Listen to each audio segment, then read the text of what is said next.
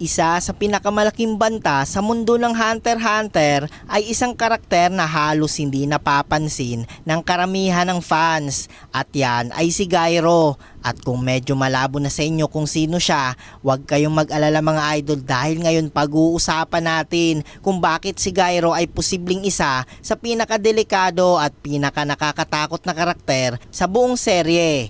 At hindi lang basta kontrabida mga idol, posibleng siya pa nga ang maging final arc ng Hunter x Hunter series. Una sa lahat, malaking bagay na maintindihan natin kung gaano kaimportante si Gyro sa manga kumpara sa anime. Dahil kung anime fans ka, lalo na yung 2011 adaptation, malamang random character lang ang tingin mo sa kanya. Pero sa manga mga idol, may isang napaka-importanteng detalye na tinanggal sa anime. Habang nagsasanay si Nagon at Killua para harapin si Nanakil at Shoot bago sumali sa Chimera Ant Extermination Team, nasa parehong syudad pala si Gyro. Hindi lang iyon, nasa mismong kalye pa siya kung nasaan si Nagon at Killua. At dito sinabi ng narrator ang isang napaka-ominous na linya. Hindi nagtagpo si Nagon at Gyro noon. Umalis si Gyro at naglaho. At kung mabuti o masama ba yon para sa kanilang dalawa, malalaman lang kapag nagkita sila balang araw. Ibig sabihin mga idol, matagal nang tinetis ni Togashi na may napakalaking role si Gyro sa future ng kwento. At mas lalong nagiging nakakatakot iyon kapag nalaman natin ang kanyang nakaraan.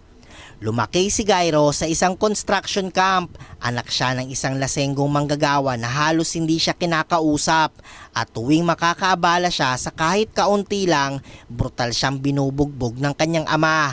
Maging simpleng paggalaw niya habang natutulog ay dahilan para saktan siya.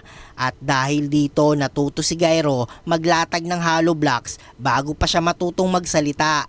Pinilit pa niyang matulog nang hindi gumagalaw para lang hindi mapagalitan. At kahit ganito ang buhay niya, naniwala pa rin siya na mahal siya ng kanyang ama. Hanggang sa dumating ang araw na binugbog si Gyro sa harap mismo ng kanyang ama. Pero imbis na tulungan siya, tinalikuran lang siya nito at hinayaang bugbugin. Doon nabasag ang natitira niyang pananampalataya sa humanity.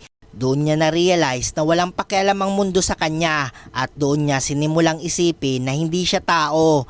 Pagkatapos ang pangyayaring yun mga idol, pinatay niya ang kanyang ama gamit ang martilyo. Ninakaw ang pera nito at umalis dala ang sukdulang galit sa sangkatauhan. At dito nagsimula ang tunay na panganib ni Gyro, dahil ang goal niya ay hindi simpleng revenge, hindi rin power o dominance. Ang gusto niya ay ikalat ang purong kasamaan sa buong mundo. At ang pinaka nakakatakot dito, hindi ito exaggerated statement lang. Sobrang seryoso ni Togashi sa ideyang ito, kaya halos isang buong chapter ang inilaan para lang ipakita ang backstory ni Gyro, kahit halos wala pa siyang actual screen time. Pagkalipas ng ilang taon, itinatag niya ang NGL o Neo Green Life Zone. Ang bansang kalaunan ay naging sentro ng Chimera Ant invasion. At dito lalong naging terrifying si Gyro. Dahil nang kainin siya ng Chimera Ant Queen, hindi siya naging ordinaryong Chimera Ant.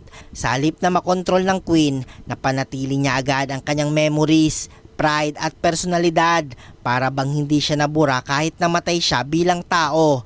At ayon pa nga sa narrator, posible raw na sobrang lakas ng willpower ni Gyro kaya hindi siya kailanman nasakop ng Chimera Ant instincts. At isipin nyo yun mga idol, may mga Chimera Ant na unti-unting naaalala ang kanilang dating pagkatao. Pero si Gyro, hindi siya kailanman nawala.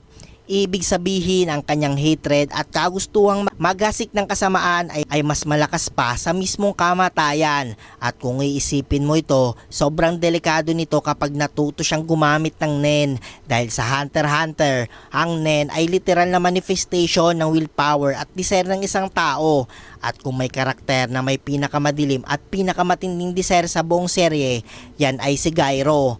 Hindi siya tulad ni Hisoka o Chrollo na gumagawa ng masasamang bagay para sa excitement o sariling enjoyment. Si Gyro ay gumagawa ng kasamaan para lang sa mismong konsepto ng evil.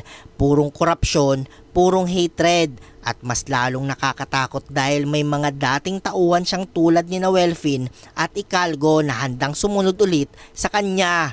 Naniniwala pa nga si Welfin na pupunta si Gyro sa Meteor City para muling buuin ang kanyang impluensya.